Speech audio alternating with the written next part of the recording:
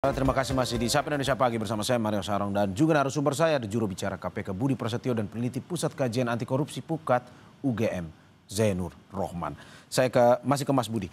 Mas Budi, benarkah info bahwa ada beberapa pihak di Kementerian Agama untuk memuluskan terkait dengan pembagian kuota haji ini menerima fee besarannya puluhan hingga ratusan juta rupiah. Konfirmasinya seperti apa, Mas?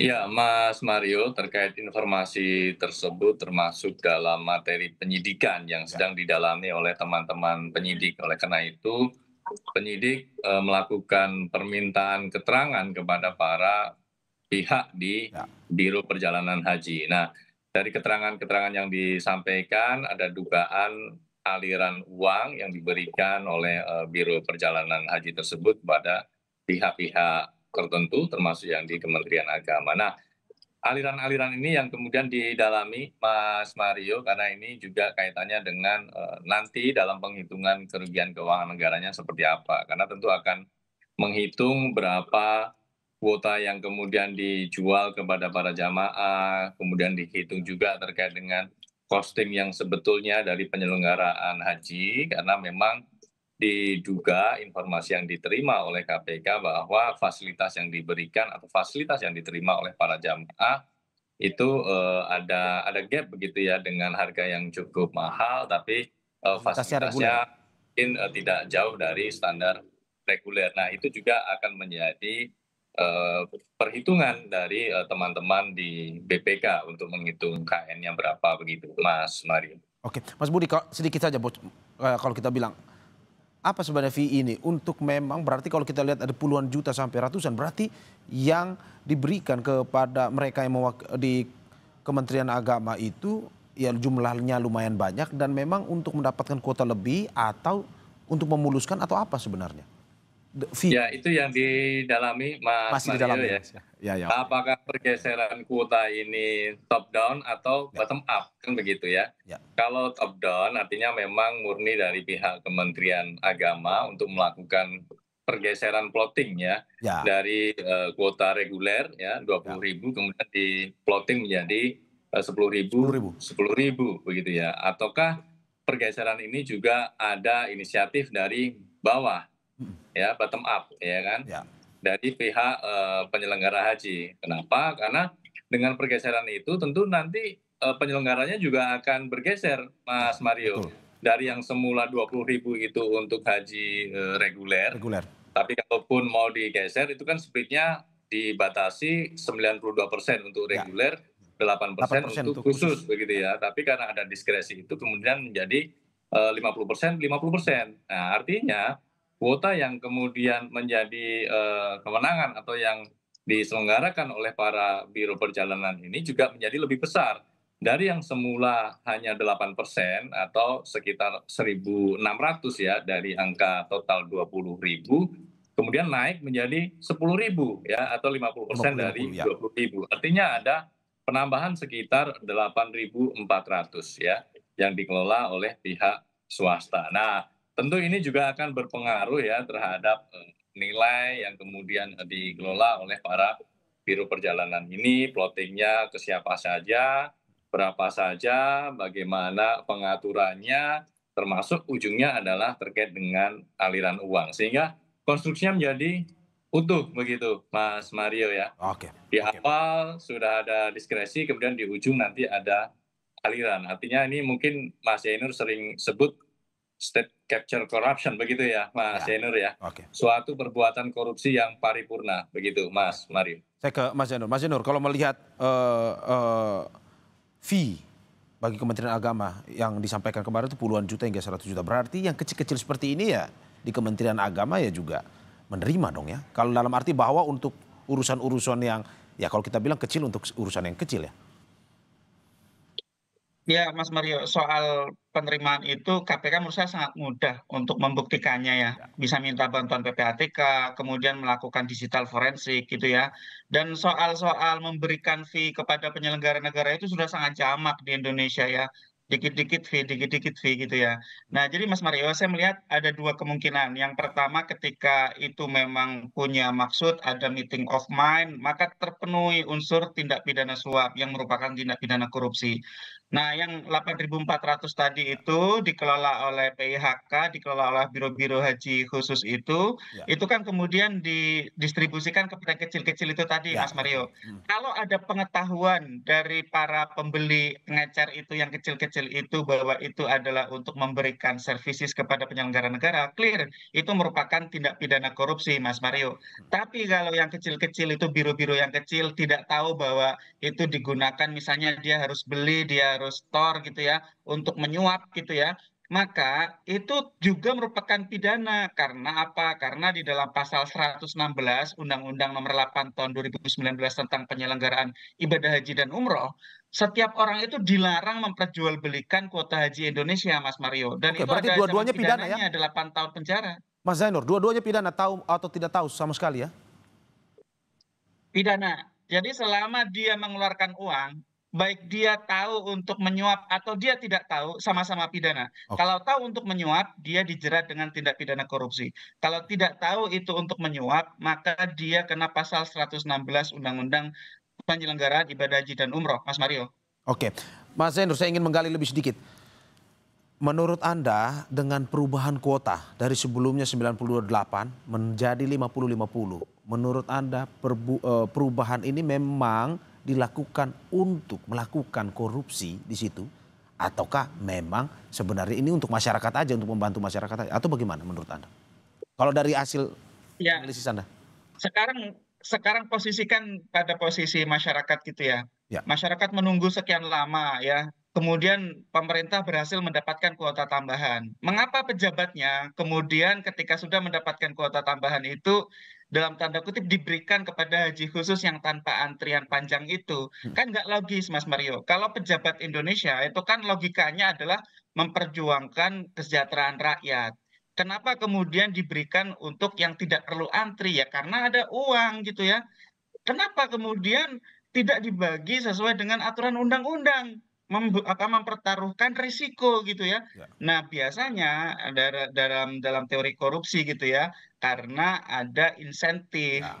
Orang mempertaruhkan sesuatu, mempertaruhkan jabatan, mempertaruhkan nama untuk sesuatu yang melanggar undang-undang, kan nggak masuk akal, Mas Mario. Ya biasanya adalah karena adanya insentif gitu. Ya. Nah sekarang bayangkan, ini semua tentang apa sih? Tentang scarcity, tentang kelangkaan gitu ya. Kenapa? Karena ada sekitar 240-an ribu jemaah haji setiap tahunnya diberangkatkan ke Tanah Suci begitu ya. Sedangkan apa namanya, yang antri itu jutaan. Nah, oleh karena itu setiap tambahan kuota itu sangat berarti. Apakah akan diberikan secara reguler yang tidak akan menghasilkan apa-apa dalam tanda kutip, atau diberikan kepada kuota haji khusus yang bisa dijual gitu ya. Dijual ini dalam dua makna ya. Yang pertama adalah meminta imbal balik berupa korupsi, atau dijual di antara sesama PIHK itu sendiri yang juga sama-sama tindak pidana.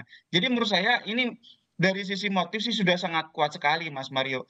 Orang kenapa sih mempertaruhkan jabatannya untuk melanggar undang-undang gitu ya? Pertanyaan saya sederhana itu, Mas Mario. Ya. Ya karena orang mencari insentif gitu ya.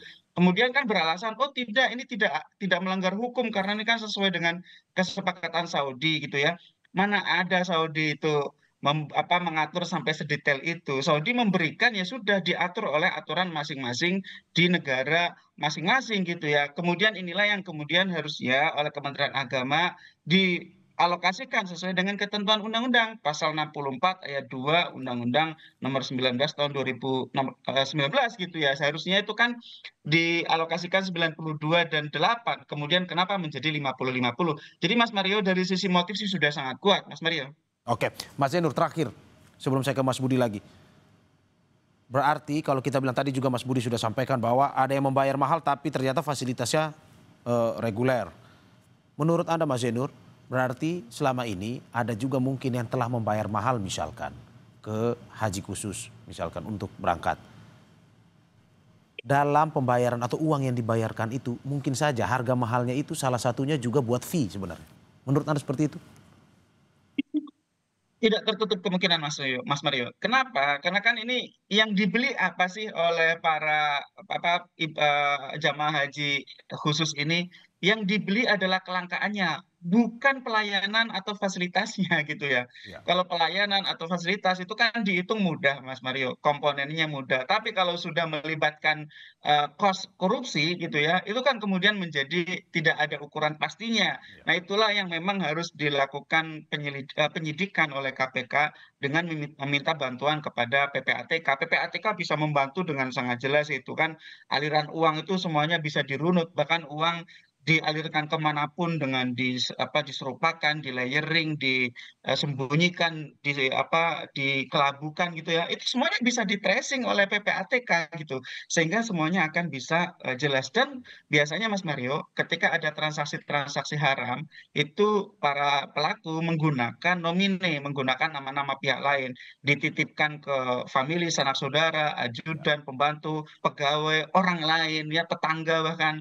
Ya. Itu harus dicari kaitannya oleh KPK, apalagi kalau KPK sudah pegang gawai, sudah pegang device yang digunakan oleh pihak-pihak yang terkait dengan perkara ini. Semuanya bisa diekstrak, bisa dilakukan digital forensik untuk memetakan komunikasi di antara para pihak, sehingga kemudian semuanya bisa dapat peta lengkapnya. Oleh karena itu Mas Mario, memang ini harus gerak cepat KPK. Ya. Kalau KPK sudah geledah rumah Ex-Menak, sudah geledah kantor PIHK, maka harus dilanjutkan dengan penggeledahan tempat-tempat yang lain gitu ya, Ya. tempat-tempat para penyelenggara negara dari Kemenak, kemudian juga PIHK-PIHK yang lain ya, juga melakukan permintaan informasi kepada PPATK secepatnya agar sekali lagi jangan sampai ya pihak-pihak yang terkait dalam perkara ini melakukan upaya-upaya menghalangi penyidikan, Ya. apalagi dalam bentuk merusak alat bukti. Kalau alat buktinya rusak, penyidik akan terhambat sendiri. Sehingga sekali lagi kecepatan penyidik itu juga sangat menentukan keberhasilan pengungkapan perkara ini, Mas Mario. Oke, saya ke Mas Budi. Mas Budi, bagaimana Anda melihat tadi Mas Zainur bilang ini motifnya sudah terang benderang. Tidak ada sebenarnya untuk masyarakat memberikan masyarakat untuk bisa kesempatan haji. Tapi memang ini motif perubahan aturan ini ya untuk dikorupsi sebenarnya. Ada dugaan permainan di situ. Tanggapan Anda seperti apa, Mas? Ya, Mas Mario. Jadi dalam proses penyidikan ini kami berkomitmen untuk bisa secepatnya memproses sehingga kita bisa segera nanti berdasarkan alat bukti yang sudah diperoleh oleh penyidik untuk kemudian menetapkan para tersangkanya. Nah tadi Mas Zainur menyinggung soal modus yang sudah cukup jamak begitu ya dalam penyelenggaraan ibadah haji ini. Tentu KPK kemudian tidak hanya concern terkait dengan upaya penindakan saja, tapi dalam kaitannya penyelenggaraan haji ini KPK juga concern untuk melakukan mitigasi dan pencegahan ke depannya. Sehingga KPK juga secara paralel melakukan kajian Mas Mario, Ya. kajian terkait dengan penyelenggaraan ibadah haji. Ya. Sebelumnya KPK sekitar tahun 2012 juga sudah melakukan kajian dan memberikan rekomendasi perbaikan kepada para pihak terkait, termasuk di Kementerian Agama, termasuk juga kepada pihak-pihak di penyelenggara ibadah haji begitu ya. Dari problem dan rekomendasi perbaikan yang sudah dijalankan, kemudian sekarang terjadi kembali modus yang mungkin agak berbeda ya, karena ini terkait dengan pergeseran kuota. Tentu ini menjadi pengayaan bagi KPK untuk lebih memperkuat lagi, lebih memperdalam dan memperluas lagi kajian yang saat ini sedang dilakukan terkait dengan penyelenggaraan ibadah haji. Sehingga kedepannya praktik-praktik korupsi ini bisa kita cegah, bisa kita tutup ruang-ruang yang masih berpotensi untuk terjadinya korupsi sehingga ke depan penyelenggaraan ibadah haji di Indonesia betul-betul berintegritas, betul-betul sesuai dengan mekanismenya. Karena keuntungannya untuk siapa ya? Keuntungannya untuk masyarakat. Masyarakat bisa mendapatkan dengan harga yang memang sesuai, kemudian dengan antrean yang memang sesuai, begitu ya. Tidak ada pergeseran-pergeseran hak tersebut yang kemudian dimanfaatkan oleh pihak-pihak tertentu, begitu, Mas Mario. Saya terakhir ke Mas Zainur. Mas Zainur, tahun 2006 Zaid Akil Husin Al-Munawar, mantan Menteri Agama, dihukum. Suradar Mali 2014. Bagaimana Anda melihat kultur, sudah ada 2 menteri, mantan menteri yang dihukum karena korupsi di Kemenak. Menurut Anda bagaimana melihat kultur di Kemenak ini untuk menghentikan betul terkait dengan ada dugaan-dugaan korupsi seperti yang juga disampaikan oleh Mas Budi tadi. Apa yang harus dilakukan oleh KPK ataupun lembaga-lembaga lain untuk bisa melihat bahwa ini hentikan sudah terjadi dugaan korupsi di kantor ataupun di wilayah Kemenak? Mas Mario, ini perlu dilakukan scanning system ya dengan corruption risk assessment. Ya. Jadi melakukan pemeriksaan terhadap institusi yang namanya Kemenak ini. Tujuannya untuk mengobati gitu ya. Jadi Ya. Kemenak juga harus membuka diri gitu ya. Susah orang untuk mengetahui penyakit di dalam dirinya sendiri, Mas Mario. Ya. Perlu bantuan orang lain. Itulah KPK yang memang diberikan tugas oleh Undang-Undang KPK. Memang tidak hanya menindak, salah satunya adalah untuk melakukan penelitian terhadap penyakit-penyakit korupsi di Ya. institusi-institusi itu gitu ya. Istilahnya adalah melakukan koordinasi, melakukan pendampingan gitu ya untuk pencegahan korupsi. Jadi dipetakan di area mana saja area rawan korupsinya gitu ya. Kalau penyelenggaraan ibadah haji tentu di sana ada area rawan di Ya. bidang pengadaan barang dan jasa, baik itu tentang transportasi, akomodasi, catering begitu ya, juga tentang kesehatan, juga soal kuota dan seterusnya gitu ya. Nah, kemudian dari sistem yang kemudian diteliti itu diberikan tawaran solusi pencegahannya, perbaikannya, agar kemudian bisa semakin lebih baik, terutama dari aspek pengawasan gitu ya. Nah, kemudian setelah itu di internal Kementerian Agama tentu harus melakukan reformasi Ya. secara mendasar, secara menyeluruh gitu ya. Dan ini harus dari komitmen menterinya yang jelas-jelas memang ini sudah berkali-kali tersangkut kasus korupsi gitu ya, Mas Mario. Meskipun sekarang kan ada shifting ya, Mas Mario ya. Ya. Tahun depan sudah ada badan penyelenggara haji gitu ya. Ya, Tetapi BPN. juga menurut saya di Kementerian Agama tetap berisiko kan Mas Mario. Dari dulu ada kasus pengadaan komputer madrasah, ada kasus pengadaan pencetakan kitab suci, ada dan seterusnya gitu ya. Ini kan kita malu sendiri ya ketika ada banyak kasus Oke. korupsi di Kementerian Agama yang kita bayangkan ya isinya adalah orang-orang yang Ya. beragama yang tidak doyan duit haram gitu kan, harusnya kan begitu Mas Mario. Ya, Sehingga oke. sekali lagi ini soal tata kelola yang buruk, soal organisasi yang tidak sehat, ya Ya. soal bagaimana nilai integritas belum menjadi budaya di internal Kementerian Agama dan itu membutuhkan bantuan dokter ya, dalam hal ini adalah KPK, dan KPK-nya sendiri kalau misalnya perlu melibatkan juga nih unsur-unsur dari eksternal ya, para pemangku Kementerian Agama misalnya para ulama, Ya. kemudian dunia pendidikan tinggi ya, kampus, universitas untuk membantu agar Kementerian Agama bisa memperbaiki diri gitu ya, reformasi di Kementerian Agama sehingga yang seperti ini tidak terus-menerus terulang gitu ya. Saya hanya sebagai masyarakat saja kalau dengar kasus korupsi di Kemenak ikut malu dengarnya gitu ya. Ya. Harusnya yang seperti korupsi itu adanya di Kementerian Setan gitu ya, bukan di Kementerian Agama gitu. Kementerian Agama yang lurus-lurus saja harusnya. Gitu Mas Mario. Ya, oke. Ya, tadi seperti Anda bilang uang haram ya, bahaya juga. Terima kasih atas apa yang disampaikan, screening, dan juga kita berharap KPK lancar dan dalam mengusut dugaan kasus korupsi ini. Terima kasih juru bicara KPK Budi Prasetyo atas apa yang disampaikan, pun juga peneliti Pusat Kajian Anti Korupsi Pukat UGM Zainur Rohman. Terima kasih Bapak-bapak atas apa yang disampaikan pada hari ini. Sehat-sehat selalu.